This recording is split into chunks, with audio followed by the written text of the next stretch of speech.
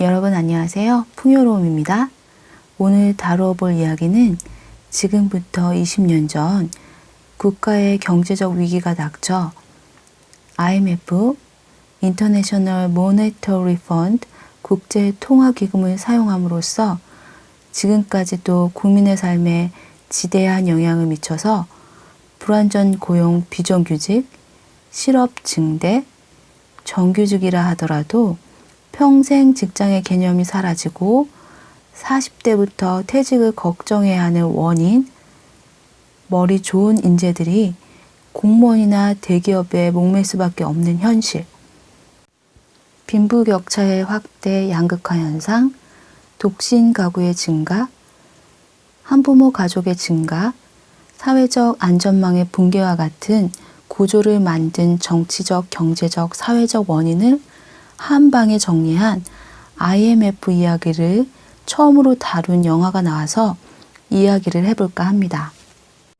국가보도의 날이란 영화는 1997년 12월 IMF 국제통화기금이 상당 부분 우리나라의 경제정책에 개입하여서 재앙에 가까울 정도로 대다수 민중의 삶에 영향을 미친 사태를 국민에게 알리지 않고 너무나 어이없게 협상한 과정을 일목요연하게 정리해서 찍은 영화라서 교육적 가치가 있는 의미 있는 영화입니다.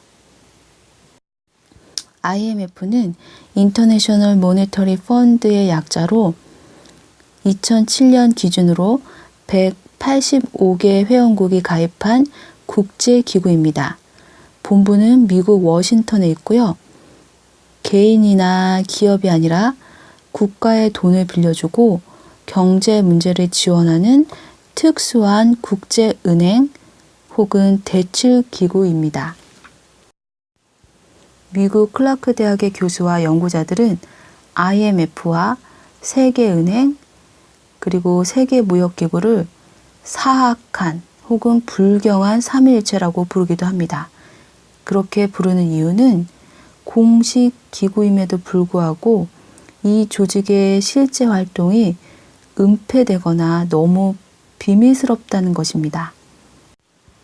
IMF는 종종 영화 미션 임파서블에서 미국 버지니아주 교통국 산하기관으로 위장하고 비밀 공작원에게 지시를 내려 임무를 해결하는 기관, 영화에서 미 중앙정보국 CIA 산하의 비밀작전팀으로 불가능한 임무를 해결하는 기관인 IMF와 의미는 다르지만 이름이 같아서 IMF를 비유할 때 이 같은 비밀기구와 연관짓기도 합니다.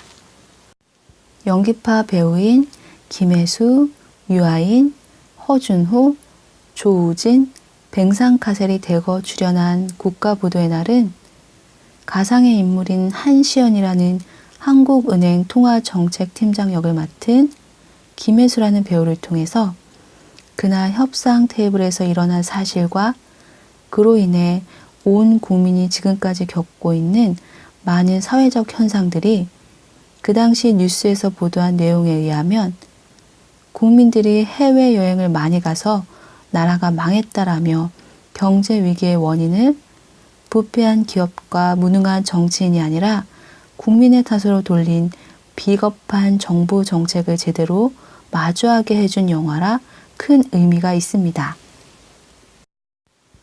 이 영화는요, 한국 영화계에 흔치 않은 여성 원톱 주연 영화로서 최악의 상황을 막으려고 최선을 다하는 한시연 역을 맡은 김혜수의 연기가 단연 돋보였습니다. 경제 전문 용어에서 영어에까지 더해진 대사를 노련하게 다루면서 그 위에 감정의 결까지 어찌나 잘 담아내던지 한국을 대표하는 여배우로서 자랑스러웠습니다. 한편 재정국 차관 역을 한 조우진은 고질적인 관료의 끝판왕을 잘 보여주었어요. 그리고 대한민국의 민낯을 마주하는 유아인의 연기와 소시민의 절절한 아픔이 느껴지는 허준호의 주름진 얼굴은 잊혀지지 않네요. 그 당시 시대적 상황은 OECD 가입 직후였고요.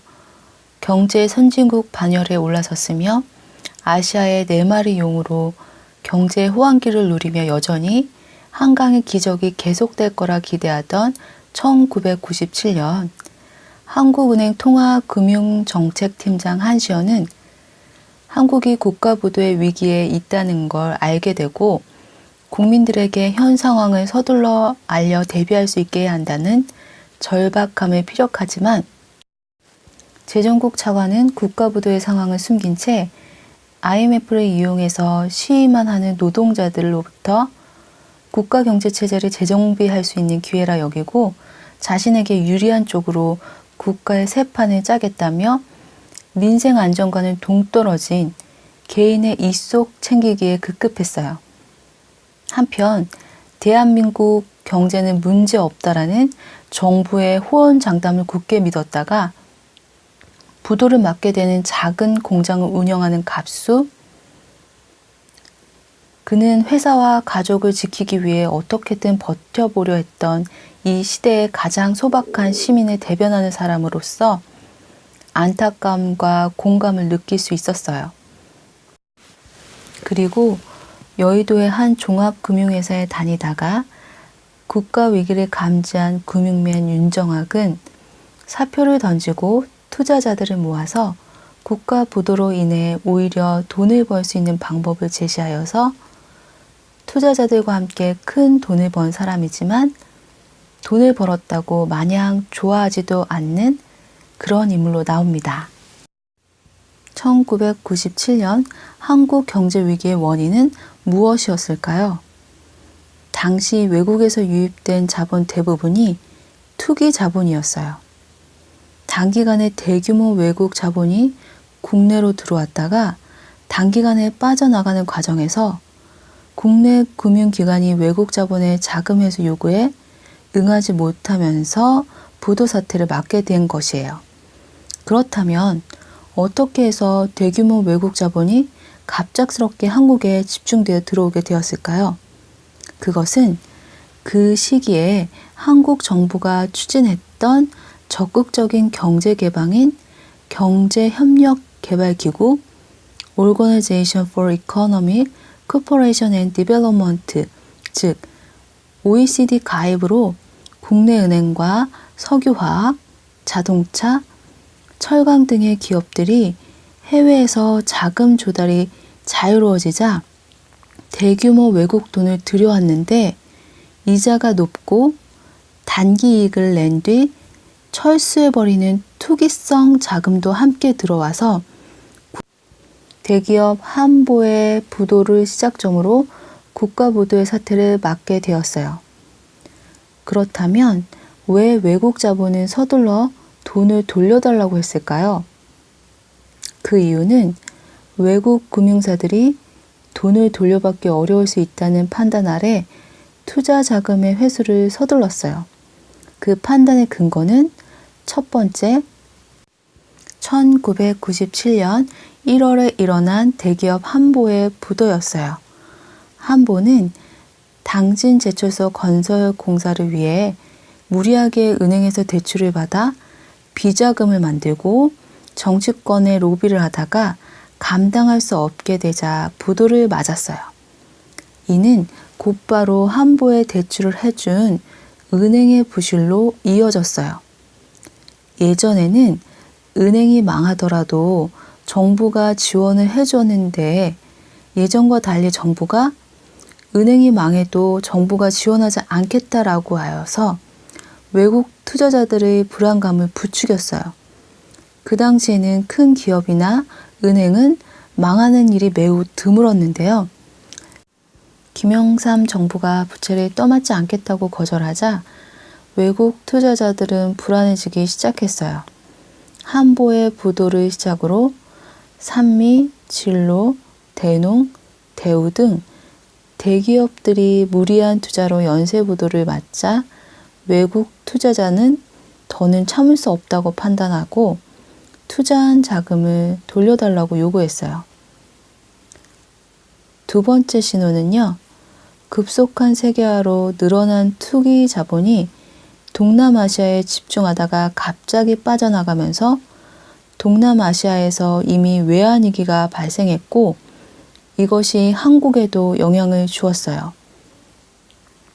한국 정부가 돈을 갚을 능력이 있었거나 갚을 수 있다는 믿음만이라도 외국 투자자들에게 줄 수 있었다면 외환위기로까지 발전하지 않았어요.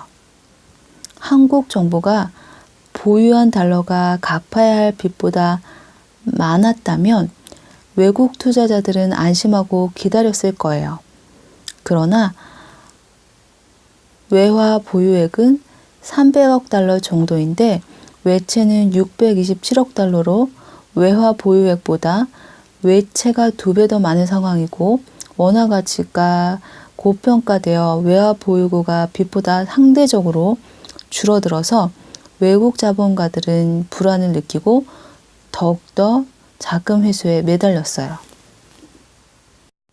외국 자본가들이 불안을 느끼도록 위기를 키운 정부 대응을 4가지로 정리할 수 있는데요.